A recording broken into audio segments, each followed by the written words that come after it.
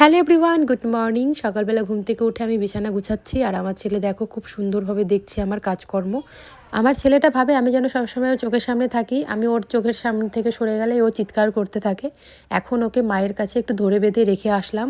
আজ কিন্তু ভীষণ কুয়াশা পড়েছে, জানি না রোদ উঠবে কিনা। কালকে এই বিকেল 4টের দিকে বাবুর জামা কাপড়গুলো কেচেছিলাম, তাই সকাল সকাল রোদে দিয়ে দিলাম, দেখা যাক কি হয়। তারপর ঘরে এসে সবার জন্য চা করে নিয়েছি এবং আজকে মুড়ি মেখেছি, তো সবাই এটা দিয়ে আজকে ব্রেকফাস্টটা কমপ্লিট করব।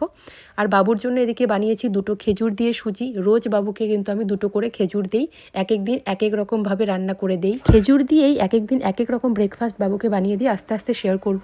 তারপর অনেক রকমের সবজি কেটে নিয়েছি বাবুকে খিচুড়ি বানিয়ে দেবো জন্য।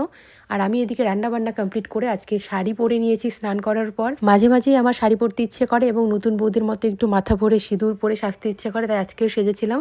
আমার একটা প্রমোশনের ভিডিও শ্যুট ছিল, সেটাই কমপ্লিট করে নিলাম। হতে পারে তোমরা ভিডিওটা দেখে ফেলেছো। তো উপটান পাউডারটা ফেসে লাগিয়ে শুকিয়ে নিয়েছিলাম, তারপর মুখ ধোয়ার পর ফাইনাল লুকটা দেখাচ্ছি।